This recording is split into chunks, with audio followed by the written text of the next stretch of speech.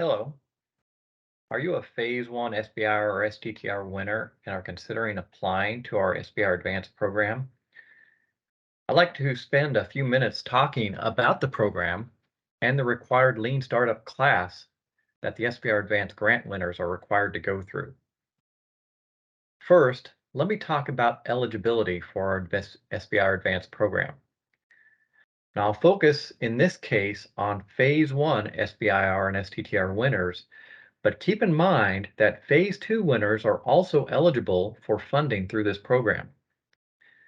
The Phase I SBIR Advanced Grant is open to those companies that have been awarded a Phase I SBIR or STTR and ideally have not yet submitted their Phase II, or they don't plan to submit within the next 3 months. The main goal of our Phase I programming is to help you collect primary business data that will go into your Phase II commercialization plan. And if you've already submitted your Phase II or expect to in the next few weeks, the information you learned from the program will come to you really too late to make it into your commercialization plan.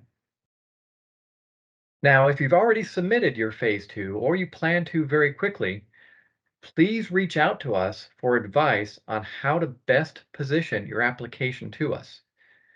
You may still be a very good fit, even though the program is designed to help those who haven't yet submitted their Phase II. Now, second, the ideal applicant will have at least 3 people on their team who will enthusiastically participate in our Lean Startup program. These people should have influence over the direction of the company, so should be company leaders. That means that hiring interns or having subordinate company employees lead the company participation is really not ideal. Now, if you don't have 3 people on your team, keep in mind that you can hire on a business consultant to help you with the program work, and you can pay them from the SBIR Advanced Grant Funds. We tend to not fund companies that haven't identified 3 participating team members. Now, I also want to talk about the expectations that we have for those winning teams. Now, importantly, there is a mandatory participation in our Lean Startup class. Now, there's ample information about what Lean Startup is on the web, so you can look that up. And you can look for things for Steve Blank videos or perhaps Eric Ries.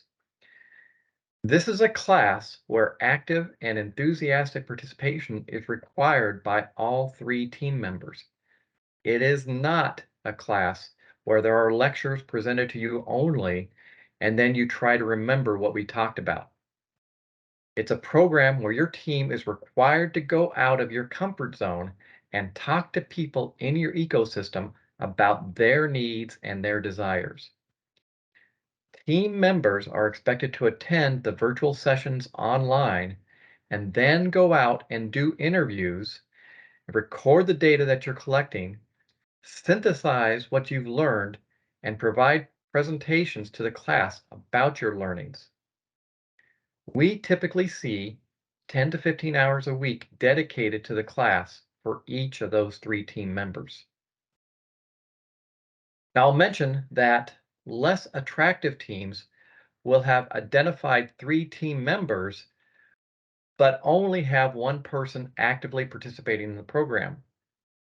So you should avoid having team members like professors or consultants who will claim to advise you, but will decline to actively participate enthusiastically in the Lean Startup training.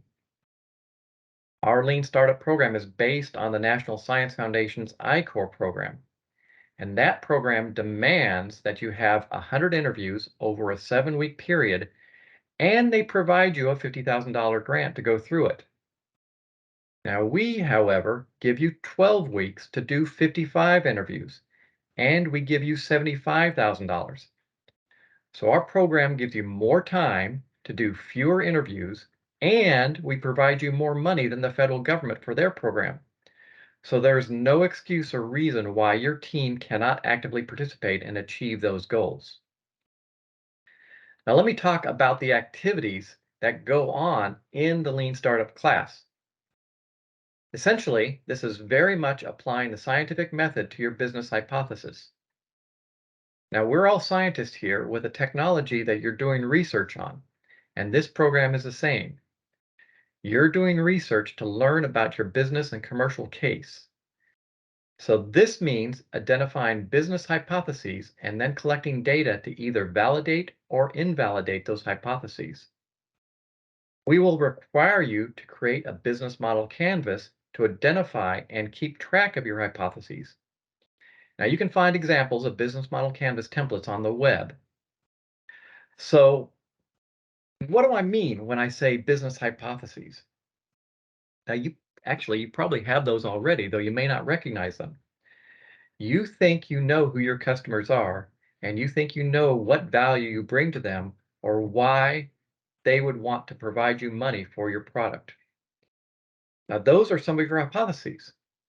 You think you know who they are, but you likely don't have a lot of data that proves your hypothesis is correct. For example, you might think your customers are middle school science teachers or department chairs, or that users of your product are middle school students. Those are guesses until you prove them to be correct.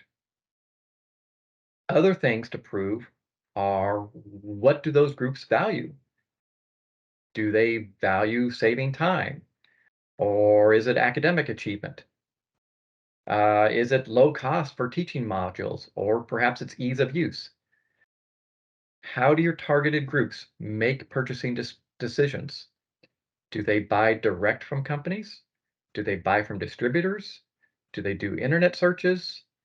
Or maybe they talk to colleagues. Do they require permission from someone else to purchase things?